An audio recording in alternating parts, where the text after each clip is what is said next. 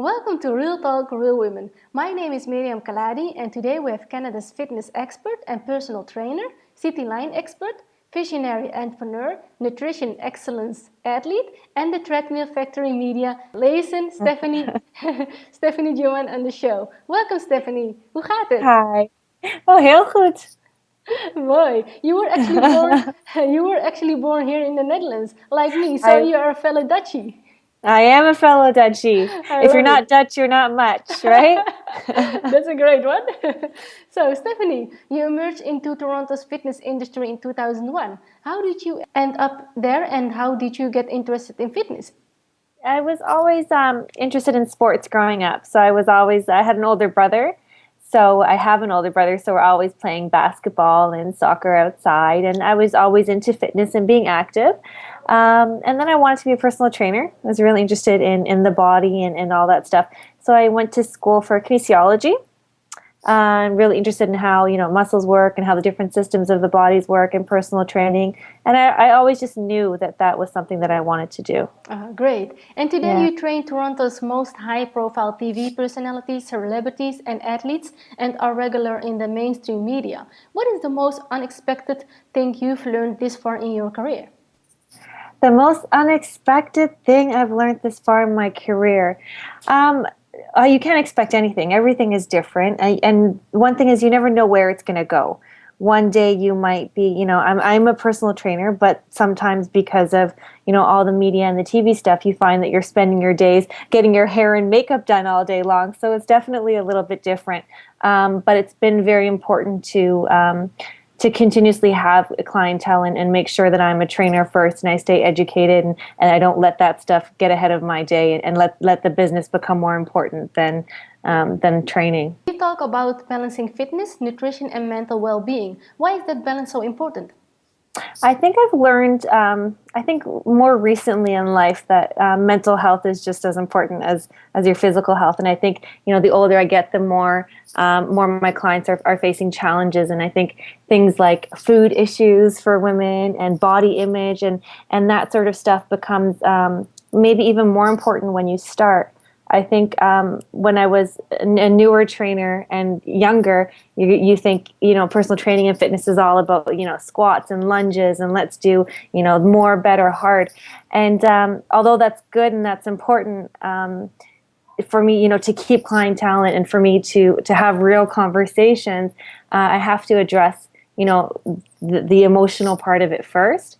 And that's the hard part. And I'm not a psychologist, and that's not my field, but I do have to discuss those things. And you recently created the Fusion 31 workout method, also known as the F31. What is that all about? I created my own DVD. So with the TV personalities and some high profile clientele, they don't have a lot of time, right? And sometimes counting repetitions can be so boring. 1 to 15, the same thing. Do the bicep curl, do the push up, and you don't want your clients to get bored, right? You always want to make sure that you have new ways and new things. So it's based around time. It's in 31 minutes. It's 31 different moves. And it's just a really fun way to switch it up and to keep it different. And so I started it with them, and then I used it on some of my own clients, and everyone just loved it. And so we created a DVD, and it's been really good. Oh, that's amazing. Yeah. A few years ago, you founded Stephanie Joanne Living, a lifestyle brand designed to inspire and motivate better lives through fitness, health, and positive body image. Tell me more. So unfortunately, I don't have the availability to train everybody I would like to train. I try to limit my hours in front of a client to, no more than 4 a day, because then I'm tired and unproductive. So it's a platform that's online. It allows me to communicate with people all over the world and to coach people from all over the world and discussing things like accountability is the main one. I think a lot of people hire a trainer to hold them accountable, to have that appointment. So it allows me to use things like Skype and email and phone and even text messaging to give people programs and to help them, to coach them.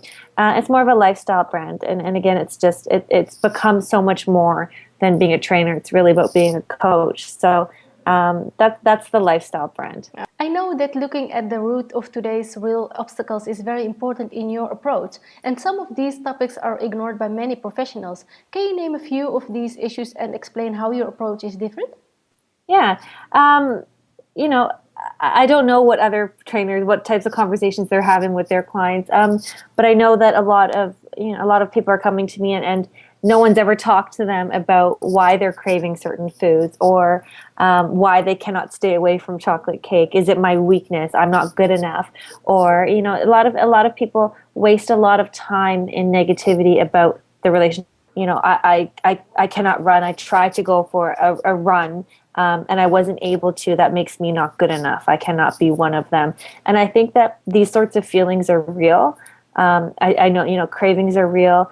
Like I said, again, body image, that sort of stuff. And even for men, I think a lot of us think this is all women, but I talk to all my men about it. And sometimes at the beginning, I have these conversations and they don't open up right away, but eventually everybody does, and everybody has their concerns and their issues.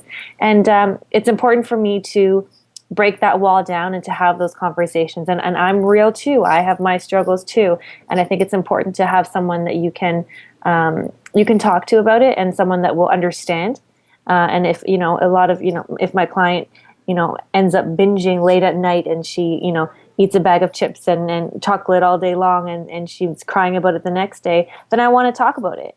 I don't want it to be like, oh, my trainer is going to be so mad at me. No, let's discuss what's going on in your body so that you can have an understanding of why you did it, what happened, because there's always a reason. The body is so complex and so interesting that there's a reason why you were craving those foods.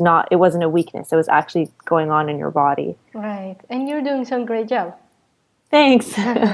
You Thank you. You're most welcome. You run your own business, work with clients, do media appearances. Your schedule must be pretty crazy. How do you personally find balance in life? It's really funny because I don't I don't consider what I do work. It's sort of, and that's a great thing and a bad thing. It's sort of a gray area, because I have done and I would do a lot of the things that I do now for work for free, right? I enjoy training clients. I enjoy the TV stuff is fun.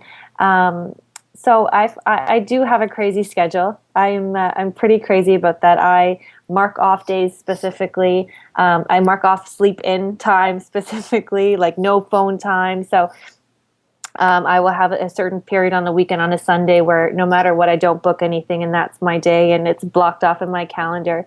And just as important as my clients' workouts are my own workouts. So when I book a client in for an appointment, I also book myself in. And if somebody else wants that time, that's unavailable.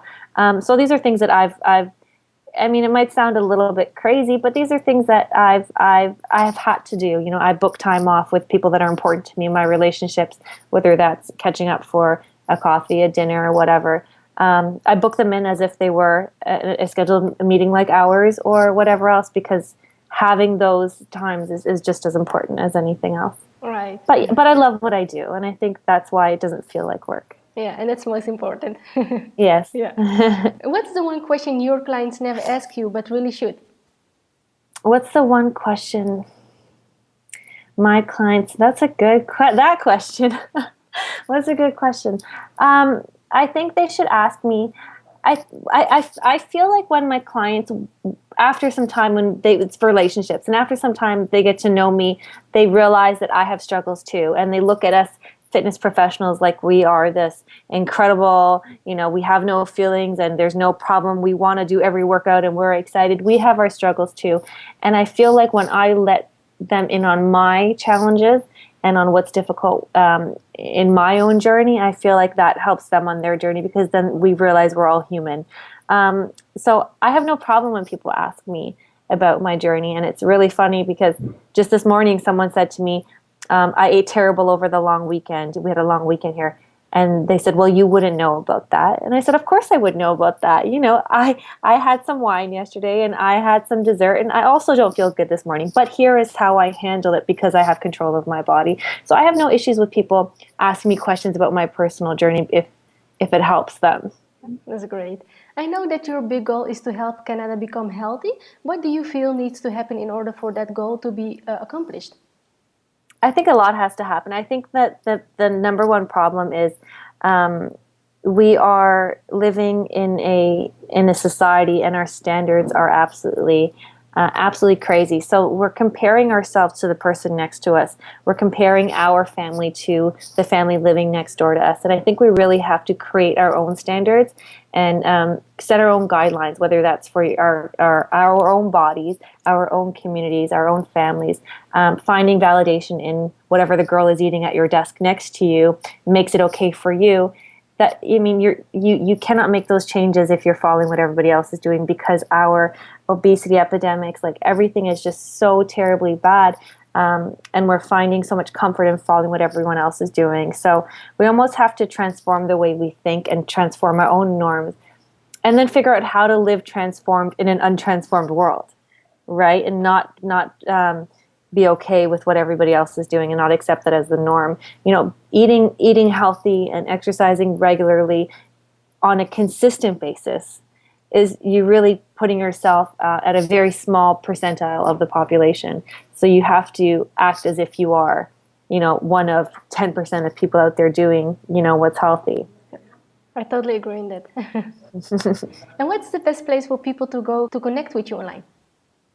They go to my website at www.stephaniejoanne.com. If they want to join my coaching, it's stephaniejoanneliving.com. And then, of course, on Twitter at StephJoanne. And I'm on Facebook as well. Oh, great. And I will make sure to put all the links below this video. That's awesome. Thank you so much. You're most welcome. Stephanie, is there anything else you would like to talk about today that we might have missed? No, I think that the last thing that we were just talking about is what's most important. I think that when you want to make a decision or when you have a goal, I think it's very important to take that on individually, right? Because the more that you look at everybody else is failing at their goals makes it okay for you to, I mean, you really have to come to a point where you make a decision for yourself that you're not going to live like everybody else. And I think that going a little bit deeper into the why I want to do this and why that's important to me, as opposed to just saying, I want to lose 10 pounds. That's right. That's not a good goal. A good goal is I want to lose 10 pounds because it'll affect my life in the following ways. And if I don't reach this goal, it'll make me feel this way. And really, whether it's soul searching, putting your technology, your computer, your iPhone, your everything away and sitting there with a pen and paper and really saying, you know, why is this important to me, and digging a little bit deeper with yourself.